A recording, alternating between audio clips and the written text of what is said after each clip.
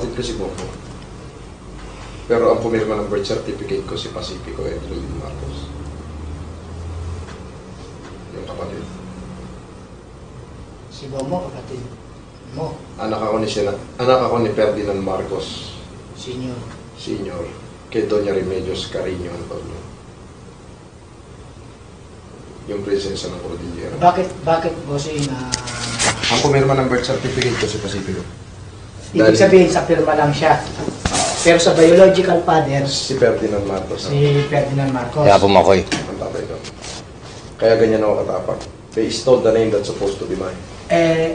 Yung Nanay ibig sabihin, nanay ko dapat ang talagang asawa ni Presidente Marcos, hindi si Imelda.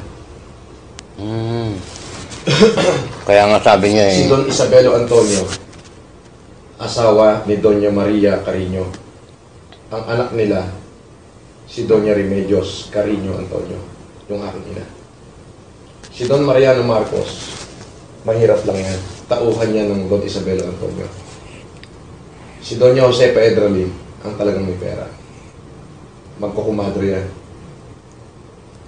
Pero yan, bossing. Nagkasundo sila na dapat ang unang anak na panganay na lalaki ni Don Mariano at ni Doña Josepa ikakasal sa unang anak na panganay ni Don Isabelo Antonio at saka ni Doña Maria Carino. Si Doña Maria Carino, kapatid ni Mateo Carino, yung chief plane ng buong Cordillera. Yung tinatawag na meron tayo sa ating konstitusyon na Mateo Carino Doctrine. Meron tayo yan. Kahit i-type mo sa Google, Mateo Carino Doctrine. Pag sinabing doctrine, batas sa Republika ng Pilipinas.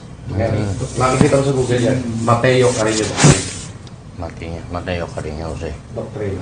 Nasa Google yan. Mateo Carino Doctrine. Kaso puta nga, sundalo. Si Makoy, mamamatay na sa gera sa Bataan. Nanay ko, kakapanganak pa lang eh.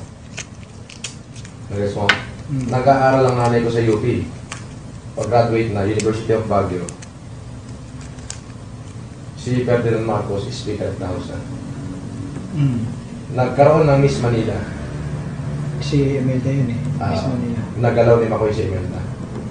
Hanggang sa binlockmail na ng Romualdez si Marcos. Lumuhod si Ferdinand Marcos. Kaya pala, Pakinggan mo na. Sige. Lumuhod si Ferdinand Marcos sa lolo ko. Sa Lolo Belo.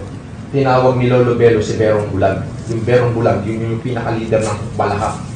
Tauhan ng Lolo Jose, ng Lolo Belo. Lumuhod si Ferdinand Marcos kay Lolo Belo. Ang sabi niya, Amang, when I undertook the experiment, I know I had to pay the price. Kasi nag-experiment siya kay Imelda. Tinira niya si Imelda. Ngayon, kasalan na. Nabigla yung mga Antonio at Carino. Puro mandirigma yan.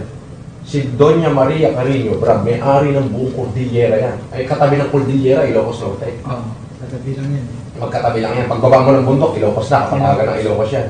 Magkumadre yung lola ko at saka si Doña Josepa Edralin. Kaya pala Tandali. Sige. Kaya mo matapos. Ngayon, sabi ni Marcos Lumod yan, Amang, when I undertook the experiment, I know I had to pay the price. But it should not to be Imelda who pays such a price. Kasi ang order ni Lolo Belo, patayin lahat ng Romualdez hanggang third degree generation. Yun ang order ni Isabelo Antonio. Ni Don Isabelo Antonio. Ang inorderan niya si Berong Bulag. Napelikula yung pangalang Berong Bulag. Si Anthony Alonso ang gumanap. Yung pinakamatigas na guerrilla sa buong Pilipinas. Berong Bulag yung parang pirata. Bulaga isang mata nun. Oo, yung parang pirata. Oo. Si Berong Bulag. Ngayon, sabi ng lolo ko, sige, patatawarin kita, pero dapat matupad ang kasunduan.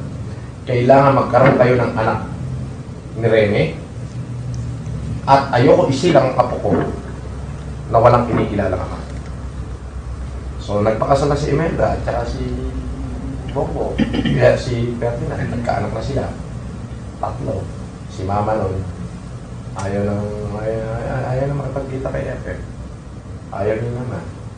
Eh, wala siyang magawa kasunduan. So, nagpunta sila ng Belgium.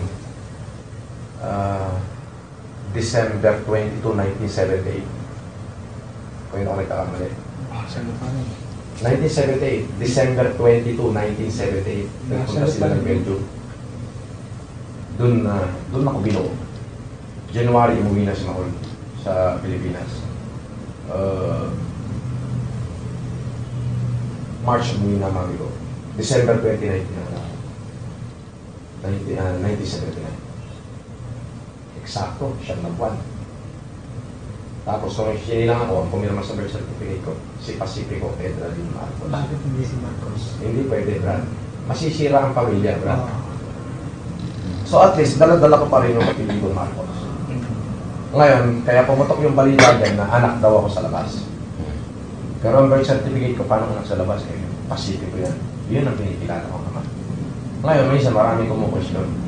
Eh, bakit sila nung anak din ng Pacifico? Yan. Pero no question na lang. Ganyan akong katigas. Kaya pala. Ngayon, dahil sa sobrang hinanakit ko noong 2008, sobrang hinanakit ko, nagwawala ako sa Ilocos. Buhay pa yung tiyahin ko sa Corona. Siya lang ang umahabol sa akin.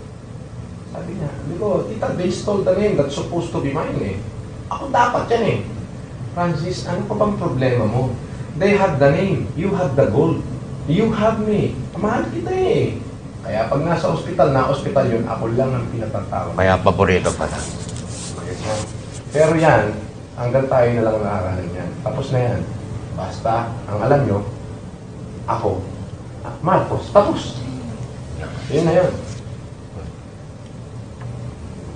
Kaya pumutok yung sinasabi ni Kamarinta na yung anak sa labas eh. Ano anak sa labas pinagsaso yung putak ina mo eh? Pasipin ko tayo. Narinig ko nga di ba nag-usap kayo? Video call. Narinig mo ba yun? Oo, narinig ko yun. Anak sa labas, hindi mo dala ang apelido Marcos. Ganun talaga nga eh. Ano, anak na... Walang anak sa labas. Eh ano, anak sa labas? Marcos. Hindi, pwede mong dalhin. Hindi, pero... Wala na kasing illegitimate child niyan, Brad. wala na nga lang sa bagong batas. Wala na. Dati may illegitimate. Wala na. Ngayon, pwede mo nang dalhin eh. Yung apelido sa bagong posisyon. Mga pangyari yan. Kaya pala yung sistema ng ligawan nila Marcos sa istorya nila, 11 tatlong days. araw, 11 Kasi, days of hindi, ganito yan. courtship. Nagalaw ni Marcos. Hmm. Nagalaw ni Arsenio Lacson si Imelda Umaga. Pero totoo yun. Totoo yun. Nagalaw talaga ni Arsenio Lacson si Imelda Umaga. Hindi alam ni Marcos yun. Nagalaw ni Marcos si Imelda gabi. Dahil gustong manalo ni Imelda sa Miss Manila, eh si Marcos ang judge. Si Lacson. Si Lacson naman ang host. Kasi siya yung mayor ng Manila eh. Ayun. Sino ba blackmail ng Romualdez? Si Lacson na matanda o si Marcos na binata at saka Speaker of the House? Senate President pa. Ay, siyempre si Marcos. Kaya nagkaroon bigla ng kasalan. Putang inanala. Pero yung istorya ng kay sinasabing si Aimee, anak ni Lacson, totoo ba yun? O hindi? Totoo yun. Totoo yun? Pwede. Ibig sabihin, isang Pwede. beses lang nagalaw, nabuntis agad. Hindi natin masabi. Converted si Imelda. Yun, fertile talaga. Diba? Hindi natin masabi. So may possibility. Pero, nung nabalitaan yung kasalan, putang ina, tinawag agad ni matandang belo si Vero Bulat. Alam mo kung ila'y babayad? Isang baul na pila. Patayin lahat ng Romualdez. Walang matitira, pati si Commission hanggang third degree generation ng Romualdez papatay. Buti hindi rin nangyari, no? Lumuhod si Mos, si Presidente sa lumuhod.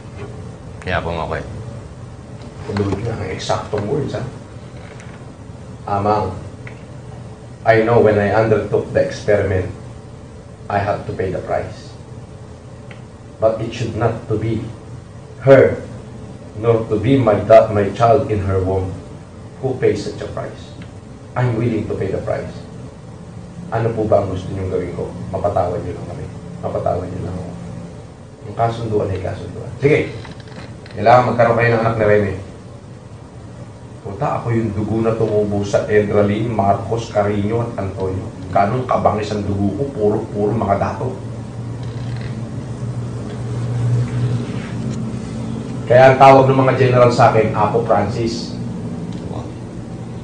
Lahat ng general ko, sila General Ijo, ang tawag sa akin niya, sila General Acorda, Apo Francis. Si General De Gracia, Apo Francis ang tawag sa akin, puro Apo Francis. Yan, may lumalabas na anak daw ako sa labas. Ngayon, atin na lang yan. Paglabas natin dito, wala nang magtatanong. At ayoko nang bubuksan nyo yan. Okay. Mismo sila, hindi nila alam. Yan ang binibili. Kaya kasi pinasarado ko eh. Okay. Importante, alam natin. Ano ng katotohanan. Hindi na natin kailangan i-spread yan. Basta ang importante. Ang importante nga, alam namin. Kasi mas ngayon, mas malalim ang dugo mo talaga. malalim ang dugo. Ang dami ng pinagmulan eh. Ang May samantala si Bongbong, nakapix lang dun sa isang lahi. Ikaw, Nala. lumakad pa yung lahi mo sa nanay, sa Tatay. lolo, sa tatay. Naalala ko bigla yung... Si Bongbong, kaya ano lang yun eh. Kay Apo eh. Apo, tsaka Apo lang. Kaya nga naalala ko bigla Siya, yung... pinagmulan niya pa. Dahil ang nanay niya, iba eh. Ang nanay ko, Carino. Carino eh. Hindi, ang nanay ko, anak ng Don Isabelo Antonio at Doña Maria Carino. Oo. Dalawa na Yung agad. Mariano Marcos. Dalawa na agad yun. Yung Malayo. Mariano Marcos, scaler ng kahoy ng Lolo Milio yun, ng Lolo Belo yun. Alam niyo yung kahoy, scaler. Tiga-sukat ng pine tree. Yung si matandang Mariano, taga-sukat ng pine tree ng lolo ko yun. Nung binata. Eh magkumadre yung lola ko, si Doña Maria, at saka si lola ko na Doña Josepa, magkumadre yun. Eh dalaga pa yung Josepa. Pinakilala ngayon ng matandang Belo, yung matandang Mariano. Naging mag-asawa sila. Pang-usapan, yung mga anak-anak nila na panganay, Pero bossing, yung tungkol sa'yo, alam ni Imelda, hindi. Hindi. Hindi, sabi ko na, hindi alam niya. Ang nakakaalam lang, Sila, si Fortuna, yung bunsong kapatid ni Yung Presidente. bunsong kapatid. sila Bongbong, hindi rin alam. Hindi ko lang alam kung sinabi na ng tiyahin ko. Kasi hindi rin siya kumitibo kahit anong banat mo eh. Kumbaga, Kaya pala nagagalit na si Boss. iniiwasan niya rin mabanggato kasi pag galit na galit na to, dapat kahit pa paano mag-words din siya, wala eh, di ba? Kaya, Ibig sabihin, sapaw. Baka ipadala ko sa iyo, yun lang sinabi ko, baka ipadala ko sa iyo lahat ng resibo ko, maubos lahat ng kabuhayan mo, hindi ka makabayad. kaya ngayon doon nanggalit yung ano yung mga Eh, loyalist. kaya nga mas dapat ka talaga bossing, tumakbo ng politiko. Kasi ang dugo mo, mga dugong bugo. Hindi kasi, ang problema kasi Kasi ang kailangan ng Pilipino ngayon, yung mga tulad mo. Correct. tumakbo na ako eh. Underage ka na eh. Oo, pero buta lang ito lang. Noong tumakbo ako, bakit tahimik sila? Eh kung peke ako, puta ko kontra yan. Kontra yung, huwag mong gamitin ang pinili namin. Tsaka si Jessica Soho. Kaya yung mga... Isang peking Marcos, tumakbo sa pagkasenador. Hindi ganun eh. Nagsabi ni Jessica Soho, underage naman para sa senatorial election, ang 33 years old na si Francis Leo Marcos. Dapat kasi, hindi bababa sa edad na 35 ang edad ng tumatakbong senador sa araw ng eleksyon. Hindi dapat nung pa lang, kekoy na ako. Ano ba? Yan yun. Hindi nga, kaya nga ngayon, tumakbo ka na. Hindi. Lalo ngayon, marami ka ng mga natulungan. There will be a right time for that. Alam mo, Ferdinand, mag-humanitarian pa ako ng ilang taon. Sabay babanat ako. Boom, nandiyan kayo sa takbo. Eh, tsaka marami, Pinag-iisipan ko, Ferdinand, pinag-iisipan ko, itong next election o 2022. Kung tatakbo si Ivy ngayon, hindi mo na ako tatakbo. Magpapayin tayo, nasamahan niyo ako, sabay pagdating ng quorum, mag-withdraw ako ng candidacy ko. Ayan, mag-withdraw ako. Your Honor, I withdraw my candidacy to give way to the incoming senatorial aspirant, Amy Marcos. And however, I ordered all the men and women under my command to support the candidacy of Maria Imelda Romualdez Marcos. To accomplish the given assignment. Di ba? Putang ina, nag-withdraw si Francis para kay Amy. Bang! Tutok ang camera doon. 2022, wala nang tatakbo sa Senate. Boom! Pero may posibilidad na tumakbo si Gob. Meron. Meron. Kasi, Ayan, wala na makakaalam yan. Kaya minsan, hindi may iwasan. Pumuputo yung salita.